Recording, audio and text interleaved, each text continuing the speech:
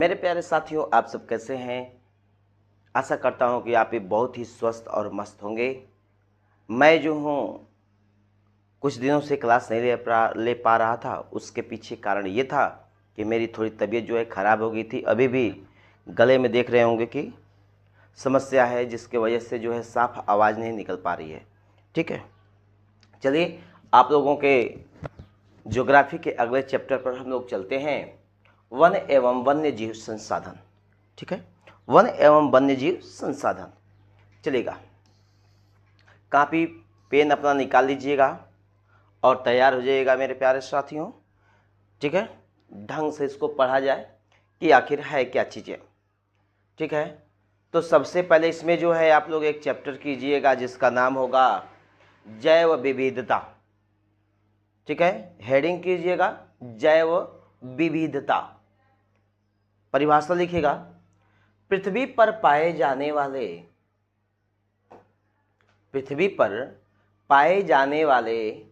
सभी प्रकार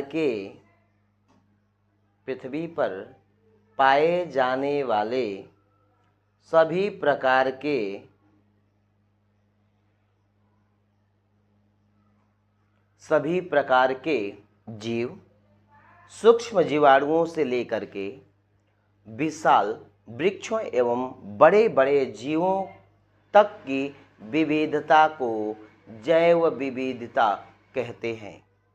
यानी किसका मतलब है बायोडाइवर्सिटी। ठीक है, तो इसको देखेंगे, ध्यान समझिएगा। पृथ्वी पर पाए जाने वाले सभी प्रकार के जीव, सूक्ष्म जीवाणुओं से लेकर के विशाल वृक्षों एवं बड़े बड़े जीवों तक की विविधता। यानी कि हम बात करेंगे कि जहाँ पर जो है, देखिए जैव विविधता मतलब जीवों में विविधता की बात की जा रही है। जीवों में विविधता यानी कि जो सजीव चीज़ें हैं उनमें विविधता की बात की जा रही है। हम बात करेंगे, मान लीजिए एक वन है तो उस वन में, जंगल में विभिन्न प्रकार के पेड़ पौधे होंगे, और विभिन्न प्रकार के पेड़ पौधे हैं तो विभिन्न प्रकार के जीव भी होंगे। तो यही जो विविधता है उनके बीच, यानी कि जीव और वनस्पतियों के बीच, वही क्या कहलाएगा, जैव विविधता कहलाएगा। पारिस्थितिकी तंत्र की बात किया जाए तो क्या है, यानी कि जीवधारियों, यानी कि कौन कौन, पेड़ पौधे, पशु, सूक्ष्मजीव एवं मानव तथा उनके आसपास के प्राकृतिक वातावरण के बीच होने वाले पारस्परिक क्रियाओं से बनने वाले तंत्र को ही पारिस्थितिकी तंत्र कहते हैं। पारिस्थितिकी तंत्र का मतलब जो जीवधारी हैं, ठीक है, उनके आसपास का जो वातावरण है उसी के बीच जो उनका पारस्परिक क्रियाएं होती हैं उसी को हम क्या कह देते हैं, पारिस्थितिकी तंत्र कहते हैं। ठीक है, प्राथमिक उत्पादक की बात किया जाए तो प्राथमिक उत्पादक में हम लोग देखते हैं कि जो पेड़ पौधे होते हैं, यानी कि ऐसे जीव जो प्रकाश संश्लेषण की अभिक्रिया के द्वारा स्वयं भोजन को बना लेते हैं, वही जो है प्राथमिक उत्पादक कहलाते हैं। ठीक है ना, तो याद रखिएगा इस बातों को। ठीक है, यहाँ पर भी आप लोग देख रहे होंगे, अगर जैव विविधता की बात किया जाए तो यही जैव विविधता है।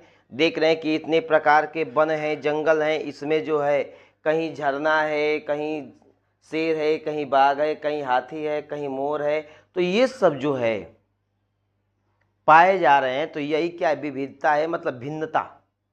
ठीक है, आगे बढ़िएगा। ये जो है आंकड़ा है, ठीक है, आंकड़ा।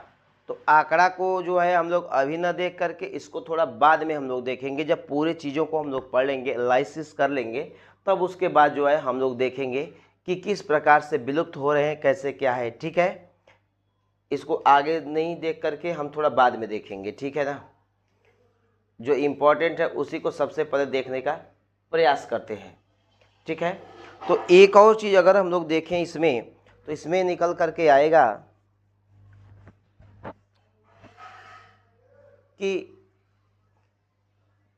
ये पौधे एवं प्रजातियों की विभिन्न श्रेणियाँ बहुत ही इम्पोर्टेंट है।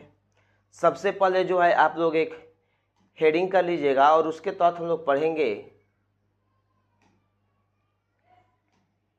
सबसे पहले हेडिंग कीजिएगा पौधे एवं प्राणियों की विभिन्न श्रेणियां, इनकी श्रेणियां क्या है, ठीक है ना। और उसमें जो है सबसे पहले कीजिएगा सामान्य जातियां। क्या करेंगे आप, सामान्य जातियां हेडिंग कीजिएगा, यानी कि वे प्रजातियां जिनकी संख्या पर्याप्त है, जिनकी संख्या क्या है, पर्याप्त है, तथा जिनके अस्तित्व पर कोई विशेष खतरा नहीं है, जिसके अस्तित्व पर कोई विशेष खतरा नहीं है। एक तो उनकी संख्या ज़्यादा है और उनके अस्तित्व पर खतरा जो है सबसे कम है, वही क्या कहलाएगी, सामान्य जातियां कहलाएंगी। कौन कौन आते हैं भाई, सागौन आता है, साल वृक्ष आता है, चीड़ वृक्ष आता है, और कृंतक जो चूहा है, ये सब बहुत ज़्यादा पर्याप्त मात्रा में है, उदाहरण के तौर पे है। दूसरे की बात किया जाए तो संकटग्रस्त जातियों की बात किया जाएगा कि संकटग्रस्त जातियां क्या क्या हैं। ये तो अब यही में बोल बगा,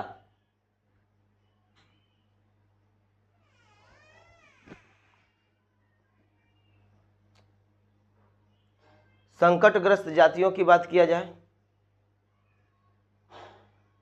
वे प्रजातियां जिनकी संख्या लगातार घट रही है, जिनकी संख्या लगातार घट रही है, यदि समय रहते संरक्षण नहीं किया गया तो ये विलुप्त हो जाएंगी, ठीक है। वे प्रजातियां जिनकी संख्या लगातार क्या हो रही है, घट रही है, और उनका अगर संरक्षण न किया गया तो वो क्या हो जाएंगी, विलुप्त हो जाएंगी। जैसे में क्या है, काला हिरण है, मगरमच्छ है, भारतीय जंगली गदहा, गैंडा, ये सब जो संकटग्रस्त जातियां हैं। जैसे काले हिरण की बात किया जाता है तो इसी को जो है सलमान खान ने जो है इसी पर जो है गोली चलाई थी, आप लोग पता होगा। और जो बिश्नोई समाज होता है वह जो है इन जीवों को जो है, काला हिरण को जो है अपना पूजनीय मानता है, ठीक है, उसकी पूजा पाठ भी करता है, इसलिए उन पर केस हुआ था गोली चलाने के परिप्रेक्ष्य में, ठीक है। अब देखेंगे सुभेद्य जातियां क्या हैं। वे प्रजातियां जो अभी संकटग्रस्त नहीं हैं, अभी उन पर किसी भी प्रकार का कोई खतरा नहीं है, कोई संकट नहीं है, लेकिन अगर परिस्थितियां प्रतिकूल हुई, परिस्थिति कैसी हुई, प्रतिकूल हुई, तो भविष्य में इन पर भी खतरा आ सकता है, यानी कि संकटग्रस्त हो सकते हैं। कौन कौन है, नीला भेड़, एशियाई हाथी और गंगा डॉल्फिन। दुर्लभ जातियां क्या है, वे प्रजातियां जिनकी संख्या बहुत कम होती है तथा वे केवल कुछ सीमित क्षेत्रों में ही पाई जाती हैं, उन्हें दुर्लभ जातियां कहते हैं। यदि इनका संरक्षण नहीं किया गया तो ये भी संकटग्रस्त की श्रेणी में आ सकती हैं। कौन कौन है, लाल पांडा है, हिम तेंदुआ है, चिकारा है, ठीक है, ग्रेट इंडियन बस्टर्ड है, इसको भी देख लीजिए। स्थानीय जातियां, वे प्रजातियां जो केवल किसी एक विशेष भौगोलिक क्षेत्र में पाई जाती है, किसी विशेष भौगोलिक क्षेत्र में पाई जाती है, ठीक है, विशेष भौगोलिक क्षेत्र में, और कहीं नहीं, बस सीमित क्षेत्र में पाई जाती है, विशेष जगहों पर। जैसे अंडमानी टील, अंडमान निकोबार के क्षेत्र में देखेंगे, निकोबारी कबूतर वहीं देखा जाएगा, अंडमानी जंगली सुअर, ठीक है, और मिथुन, इन सब को देखोगे तो ये जो है विशेष क्षेत्रों में ही पाए जाते हैं, ये हर स्थान पर आपको देखने के लिए नहीं मिलेंगे, इसीलिए इसको जो है स्थानीय जातियां कहा जाता है। लुप्त जातियों की बात किया जाए, वे प्रजातियों जो अपने प्राकृतिक आवास में पूरी तरह समाप्त हो चुकी हैं तथा कहीं भी जीवित नहीं मिलती हैं, यानी कि वह समाप्त हो गई हैं, जीवित कहीं देखने को नहीं मिलती हैं। जैसे एशियाई चीता, गुलाबी सिर वाला जो बत्तख होता है उसकी बात की जा रही है, ठीक है ना। अगर देखेंगे चीता को तो 1952 में जो है इसको जो है लुप्त प्राणी घोषित कर दिया गया था। कब कर दिया गया था, 1952 में जो है इसको लुप्त प्राणी घोषित कर दिया गया था, ठीक है। आगे देखते हैं हम लोग की जो वन संसाधन है, तो वो वन साधन जो है किस प्रकार से, आशा करता हूं कि आप लोगों को सब कुछ दिखाई दे रहा होगा अच्छे से, ठीक है। नोट भी बनाते रहिएगा कॉपी पर वन संसाधन की बात किया जाए तो सबसे पहले बात करें कि वन है क्या, वन कहते किसे हैं। तो स्थल पर प्राकृतिक रूप से स्वतः उगने वाले, जो अपने से उगे पेड़ पौधे वृक्ष झाड़ियों के समूह को ही क्या कहते हैं, वन कहते हैं, जिसको प्राकृतिक वन भी कहा जाता है, प्राकृतिक वनस्पति भी कहा जाता है। ठीक है। आर्थिक एवं पर्यावरणीय महत्व के कारण, वनों को हरा सोना कहा जाता है, ग्रीन गोल्ड भी कहा जाता है। याद रखिएगा ग्रीन गोल्ड किसे कहा जाता है। ठीक है। जो वन होते हैं, वन, इसको प्रभावित करने वाले कारक कौन कौन होते हैं। ठीक है, लिखना होगा, लिख लीजिएगा। वन को प्रभावित करने वाले कारक। वन को प्रभावित करने वाले कारकों की बात किया जाए तो सबसे पहले आप देखेंगे कि वन को प्रभावित करने वाले कारक में धरातल होगा। क्या होगा? धरातल होगा। तो देखते हैं हम लोग कि विभिन्न प्रकार के जब पेड़ पौधे पाए जाते हैं तो वहाँ का धरातल का जो स्ट्रक्चर होता है वो भी अलग अलग होता है। पर्वत पर पाए जाने वाले पेड़ पौधे वनस्पतियाँ अलग होंगी, पठार पर पाए जाने वाले अलग होंगी, मैदानी क्षेत्र में पाए जाने वाले कैसे होंगे? अलग होंगे। तो धरातल भी जो है एक कारक है जो वन को क्या कर रहा है? प्रभावित कर रहा है। भूगर्भिक संरचना, शैलों की आकृति और संरचना वनों की वृद्धि को प्रभावित करते हैं। ठीक है। मिट्टी की दशा, मिट्टी भी इम्पोर्टेंट होती है, क्योंकि हम लोग देखते हैं कि जहाँ की मिट्टी में उर्वरता ज़्यादा होती है वहाँ पर पेड़ पौधे बड़ी आसानी से उग जाते हैं। ठीक है। तो मिट्टी की उर्वरता, गहराई, जल धारण क्षमता वन विकास को क्या करता है? प्रभावित करता है। जलवायु की बात किया जाए तो जलवायु भी तो प्रभावित करती है। ठीक है। उसके बाद आर्द्रता की बात किया जाए तो वायुमंडल में नमी की मात्रा वनों की वृद्धि और वितरण को क्या करते हैं? प्रभावित करती है। तापमान की बात किया जाए तो तापमान भी देखा जाता है कि किस वन के लिए कितने तापमान की आवश्यकता होती है। तो पेड़ पौधों के लिए जो है तापमान भी बहुत ज़रूरी होता है।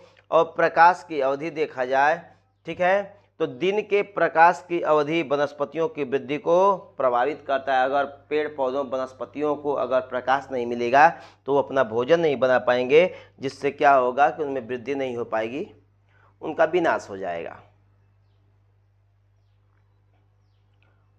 अब करेंगे, हेडिंग कीजिएगा, वनों की उपयोगिता क्या है। हेडिंग कर लीजिएगा वनों की उपयोगिता। और वनों की उपयोगिता करने के बाद 2 कॉलम बनाइएगा, यानी कि प्रत्यक्ष लाभ और क्या बनाएंगे? अप्रत्यक्ष लाभ। ठीक है। ऐसे करके कॉलम बना लीजिएगा। वनों की उपयोगिता के परिप्रेक्ष्य में क्या लाभ हो रहा है और क्या जो है अप्रत्यक्ष। प्रत्यक्ष, प्रत्यक्ष का मतलब होता है जिसको हम एकदम सीधा सीधा देख सके। ठीक है, वही क्या होता है? प्रत्यक्ष होता है। अप्रत्यक्ष का मतलब वो चीज़ है लेकिन हमको दिखाई न दे, वो अप्रत्यक्ष होता है। देखिए जैसे में क्या है, प्रत्यक्ष लाभ में क्या क्या होता है। तो पशुओं के लिए चारा तथा ईंधन है तो लकड़ी मिलती है। किससे मिलती है भाई? वन से ही तो मिलती है। पशुओं के लिए हम लोग चारा को लाते हैं और ईंधन के लिए, जलाने के लिए लकड़ी भी कहाँ से प्राप्त करते हैं? हम वन से ही प्राप्त करते हैं। तो यह प्रत्यक्ष लाभ हो गया। उद्योग की अगर बात किया जाए तो उद्योग के लिए कच्चे माल की प्राप्ति हमको कहाँ से होती है? तो कच्चे माल जो है वो कहाँ से मिलते हैं? पेड़ पौधों से ही मिलते हैं। औषधियों की बात किया जाए तो औषधि की आपूर्ति भी इसी से होती है। पशुओं को आश्रय मिलता है तथा जैव विविधता बनी रहती है। देख रहे ना, वन जंगल अगर हुआ, वन हुआ तो उसमें जो है पशुओं को आवास मिलता है, उनका घर मिलता है, उनको आश्रय रहने का मिलता है। और यहीं पर क्या होती है? जैव विविधता भी होती है। अप्रत्यक्ष लाभ की बात किया जाए तो वन हमें क्या देते हैं? पेड़ पौधे क्या देते हैं? पेड़ पौधे हमको ऑक्सीजन देते हैं और ये क्या करते हैं कि वर्षा कराने में भी सहायक होते हैं। ठीक है।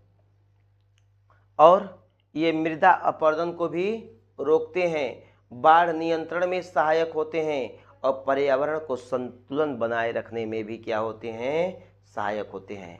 ठीक है, तो ये वनों के प्रत्यक्ष और अप्रत्यक्ष दोनों लाभ हो गए, इसको भी पूछा जाता है लिखने के लिए बोर्ड में। ठीक है, ध्यान रखिएगा आप लोग। ये भी आंकड़ा ही है, तो इस आंकड़े से संबंधित एक नया जो है चैप्टर बना दिया जाएगा। ठीक है, कहाँ कहाँ पर सबसे सर्वाधिक है। ठीक है, इसको न लिख करके अभी आंकड़े को मत लिखिए, आंकड़े को बाद में हम बताएंगे, तब वहाँ पर लिखिएगा आप लोग आंकड़े को। ठीक है, अब देखिए कि पूछा जाएगा भारतीय वनों के प्रकार, यानी कि भारत में कितने प्रकार के वन पाए जाते हैं। ठीक है, भारत में कितने प्रकार के वन पाए जाते हैं, चलिएगा हेडिंग कर दीजिएगा भारतीय वनों के प्रकार, क्योंकि भारत में वन को पूछा जाएगा कि वन कितने प्रकार का होता है। ठीक है, तो सबसे पहले हेडिंग कर लीजिएगा आप लोग उष्णकटिबंधीय वर्षा वन। कौन सा है, उष्णकटिबंधीय वर्षा वन। एक चीज मैं आप लोगों को बताया था कि इस प्रकार का ग्लोब बना करके मैं, और यहाँ से भूमध्य रेखा, कर्क रेखा, विषुवत रेखा, इसी को मैं बताया था, यही उष्णकटिबंधीय क्षेत्र है। ठीक है, कर्क रेखा है, ये 0 डिग्री है देशांत अक्षांश रेखा, और ये जो है 23.5 डिग्री। आप लोगों को पता होगा, मैं बताया था कई बार इसको। तो इस यह जो क्षेत्र देख रहे हैं उष्णकटिबंधीय क्षेत्र है। ठीक है, तो यहाँ पर क्या होता है कि वर्षा हमेशा होती रहती है, मतलब सर्वाधिक वर्षा होती है, और सर्वाधिक वर्षा होने के वजह से ही यहाँ पर विभिन्न प्रकार की वनस्पतियाँ उग आती हैं। और जब विभिन्न प्रकार की वनस्पतियाँ उग आ रही हैं तो किसी का समय, यानी कि किसी का पत्ते झड़ने का समय, गिराने का समय अलग होगा, किसी का अलग होगा। हो सकता है कोई जो है मार्च में गिरा रहा होगा तो उसी समय कोई नया पौधा अपना पत्ती ले रहा होगा। तो ऐसे ही कंडीशन होती है। ठीक है, तो उसे ही हम कह देते हैं उष्णकटिबंधीय वर्षा वन, यानी कि सदाबहार वन। चलिएगा, ये वन सदैव हरे भरे रहते हैं। ठीक है, ये क्या होते हैं, हमेशा हरे भरे रहते हैं। कहाँ पाए जाते हैं, पश्चिमी घाट, मेघालय, उत्तर पूर्वी भारत में मिलते हैं।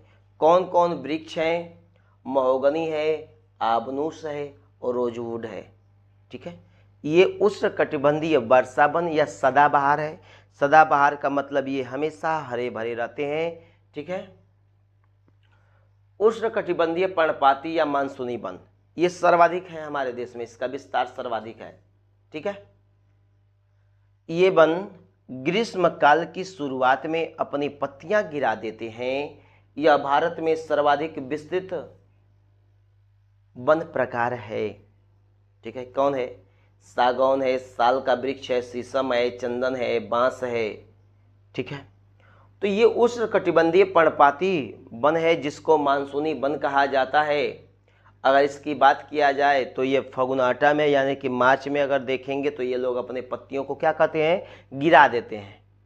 ठीक है, तो ये पर्णपाती हुआ, पर्ण मतलब पत्ता, पाती मतलब गिरना, यानी कि पत्तों को क्या कर देते हैं, गिरा देते हैं।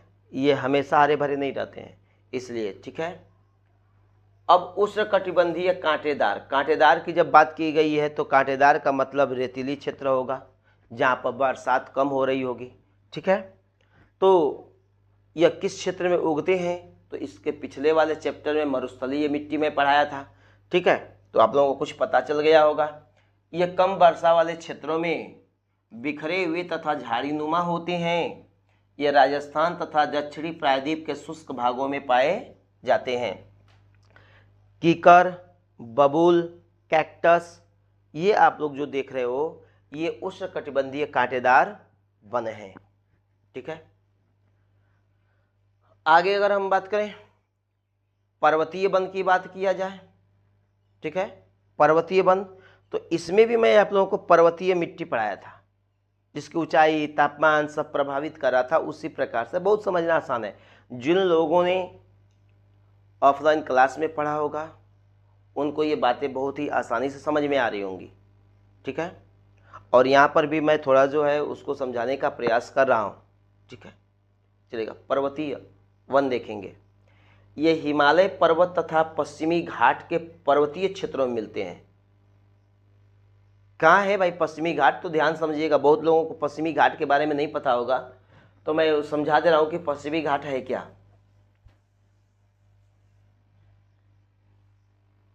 ठीक है, पश्चिमी घाट की बात करें तो जब हम इस प्रकार से ध्यान से देखते रहिएगा, यहीं पे मैं बना दे रहा हूँ मैप को थोड़ा।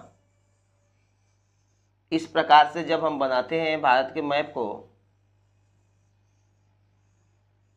ठीक है, जब इस प्रकार से हम मैप को बनाते हैं तो ये वाला जो हिस्सा देख रहे हो, ये वाला, इसी को हम बोलते हैं क्या? पश्चिमी घाट बोलते हैं, पश्चिमी घाट बोलते हैं। ठीक है, तो ये पर्वतीय है, ये पर्वत है कि नहीं है? पर्वत है, ठीक है ना, ये पर्वत है, तो इसी पर पाया जाता है। इधर भी है सब, इधर भी पर्वत है, समझ गए होंगे आप लोग, पश्चिमी घाट, पूर्वी घाट। ठीक है, तो ये हिमालय पर्वत तथा पश्चिमी घाट के पर्वतीय क्षेत्रों में पाए जाते हैं। ऊंचाई के अनुसार इसमें बदलाव होता है। अगर हम देखेंगे 1500 से 1750 मीटर की ऊंचाई पर जो है कौन कौन से वृक्ष उगते हैं? चीड़ उगता है, देवदार उगता है, ओक होता है, चिनार होता है। ठीक है, अगले की बात किया जाए, 2225 मीटर से लेकर के 3048 मीटर की ऊंचाई पर क्या पाया जाता है? ब्लू पाइन पाया जाता है, स्प्रूस पाया जाता है। देख लीजिए, ये इसी प्रकार के होंगे आप लोगों को झाड़ियाँ, इससे पेड़ दिखाई देने लगता है कि सब सेम है, सेम नहीं होता है। ऊंचाई के आधार पर अलग अलग प्रकार के जो है वृक्ष पाए जाते हैं। थोड़ा गले में प्रॉब्लम है, थोड़ी समझने का प्रयास करिएगा। ठीक है, बड़ा सोच रहा हूँ सही हो जाए, लेकिन सही हो नहीं रहा है। 3000 से 4000 मीटर की ऊंचाई पर देखेंगे तो सिल्वर होगा, फर होगा, जूनिपर होगा, पाइन होगा, ये सब पाए जाते हैं। ठीक है,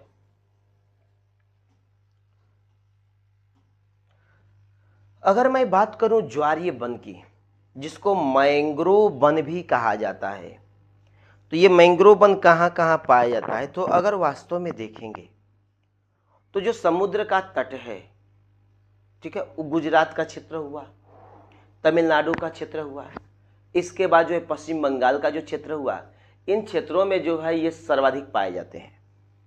ठीक है, ध्यान दीजिएगा, इसको ज्वारीय या मैंग्रोव वन कहा जाता है। अगर देखेंगे सबसे ज़्यादा जो प्रश्न बनता है वो सुंदरबन डेल्टा से बनता है, जहाँ पर सुंदरी वृक्ष पाया जाता है, तो वहीं की बात है। ये वन गंगा के डेल्टाई भागों यानी कि पश्चिम बंगाल में पाए जाते हैं।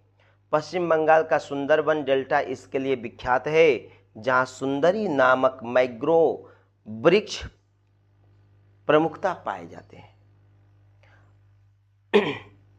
इसमें अगर देखेंगे ना आप लोग, तो ये किस प्रकार से होती हैं? ऐसे अगर मान लो ये झाड़ी नुमा आपको दिखाई दे रही है, तो इसकी जो जड़ें होती हैं वो इस प्रकार से होती हैं। ठीक है, बड़ी खतरनाक होती हैं ऐसे, ये जल में।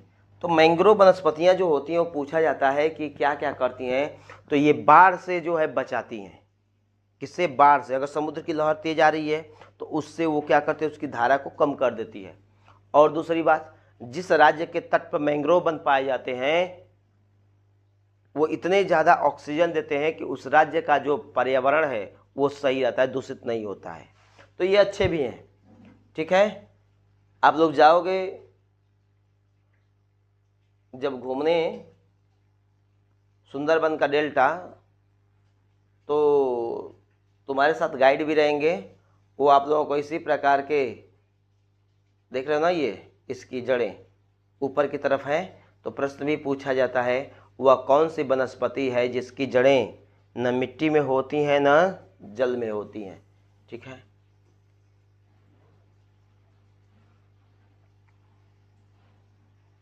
इसमें अगर देखा जाए, चलिएगा, तो सबसे पहले बात करेंगे हम भारतीय वनों के असमान वितरण को प्रभावित करने वाले कारक क्या हैं, क्या क्या प्रभावित कर रहे हैं। ठीक है, तो भारत में वनों का वितरण अत्यंत असमान है। इसके प्रमुख उत्तरदायी कारक निम्नलिखित हैं। कौन कौन है? उच्चावचयी दशाएं। ठीक है, कहने का मतलब है कि जो इसकी दशाएं हैं, जो वन असमानता पाई जा रही है, वनों में असमानता पाई जा रही है, वो किस किस कारण से पाई जा रही है। तो उच्चावचीय दशाएं देखेंगे अगर हम लोग, तो देखिएगा क्या है इसमें। भारत के उत्तर में हिमाच्छादित पर्वत श्रेणियां हैं जहां वनस्पतियां नहीं पाई जाती हैं। अगर हिमालय की ऊंचाई की बात किया जाए तो अगर देखेंगे हम लोग, बृहद हिमालय की बात कर दिया जाए तो बृहद हिमालय इतना ऊंचा है कि वो हमेशा बर्फ से ढका होता है, वहाँ पर किसी भी प्रकार की वनस्पति नहीं पाई जाती है। जबकि उसके जब नीचे हम लोग आते हैं, देखिए यहाँ दर्शाया भी गया है ऊपर की तरफ, यहाँ पर भी दर्शाया गया है कि यह सिर्फ आपको पहाड़ ही पहाड़ दिखाई दे रहा है, लेकिन जैसे इसके नीचे की तरफ आ रहे हैं तो यहाँ पर जो है आपको जो है शंकुधारी जो है क्या दिखाई दे रहे हैं, वृक्ष दिखाई दे रहे हैं। और जैसे शिवालिक के भी क्षेत्रों में आएंगे वहाँ पर भी आपको जो है पेड़ पौधे दिखाई देने लगते हैं। ठीक है, प्रायद्वीपीय पठारों के पवन विमुखी ढालों पर विरल मतलब कम, एक पवन सम्मुख होता है, एक पवन विमुख होता है। ठीक है, यानी कि जिधर से हवा आती है वो सम्मुख हो गया, और उसके पीछे पर्वत के सामने जो पड़ती है उसको पर्वत सम्मुख कहते हैं, और जो पीछे होता है उसको विमुख कहते हैं। तो यहाँ पर भी वही चीज़ें हैं। मानसूनी जलवायु, भारत की जलवायु मानसूनी है।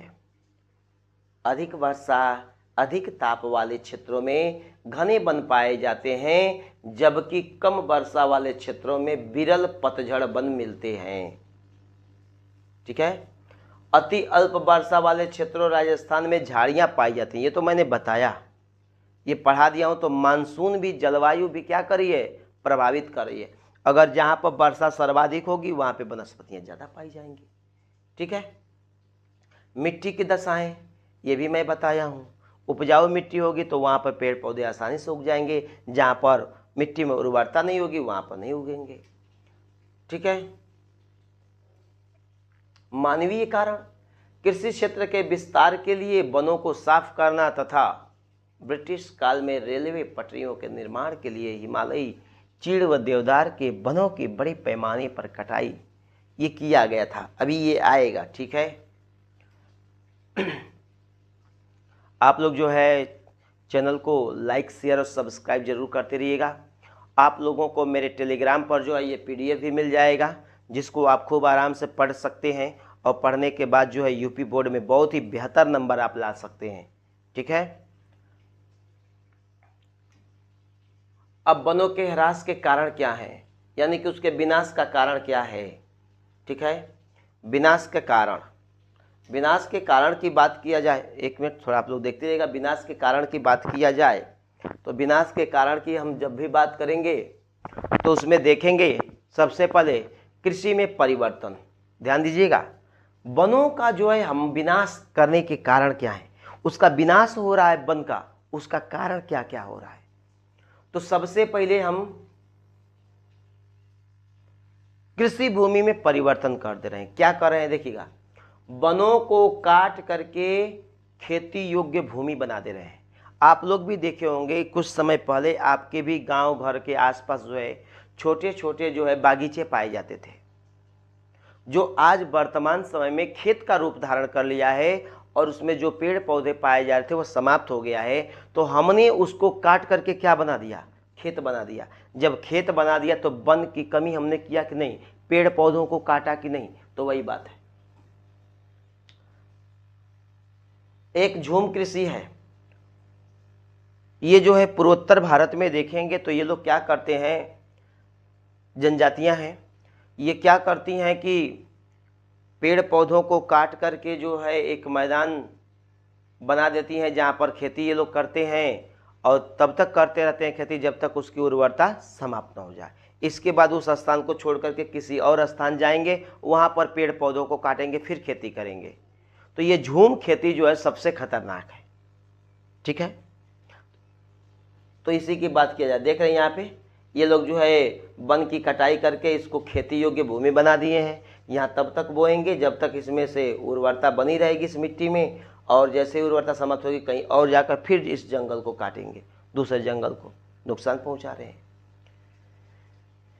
ईंधन व इमारती लकड़ी की बढ़ती मांग, दिन पर दिन देख रहे हैं हम लोग घर बनवा रहे हैं, घर में जो है लकड़ी के दरवाजे फ्रेम सब बनवा रहे हैं, तो वो लकड़ी आएगा कहाँ से? जब पेड़ को काटेंगे तभी आएगा। तो इसकी मांग बढ़ रही है जिसकी वजह से ये सब हो रहा है। वनों का जो चारागाह है उसमें भी परिवर्तन, हम लोग जो है क्या करते हैं इसमें कि अत्यधिक मात्रा में जो है पशुओं को जो है चराते हैं। ठीक है, जिससे क्या होता है कि यहाँ से जो है घास फूस पेड़ पौधे उनको हम चरा देते हैं, जिसकी वजह से उनका नाश हो जाता है। और क्या है भाई? औद्योगिकरण एवं खनन गतिविधि, हम लोग क्या कर रहे हैं कि जहाँ पर भी देखेंगे औद्योगिकरण का काम होता है, जहाँ खनन का काम होता है, तो उसके क्या होते हैं कि धूल कण जा कर के जो है पेड़ के पत्तों पर जम जाते हैं, जिसके कारण वो प्रकाश संश्लेषण की विक्रिया नहीं कर पाते हैं और वो धीरे धीरे क्या हो जाते हैं? समाप्त हो जाते हैं। तो इस कारण से भी जो है नष्ट हो रहा है। बांधों के निर्माण के कारण, जब बांधों का हम लोग निर्माण कर देते हैं, बांध बना देते हैं, तो बांध के पीछे एक जलाशय का निर्माण होता है। उस जलाशय में बहुत सारे पेड़ क्या होते हैं? डूब जाते हैं, और वो डूब जाने के बाद वो सड़ करके समाप्त हो जाते हैं। तो इसके कारण भी ऐसा होता है।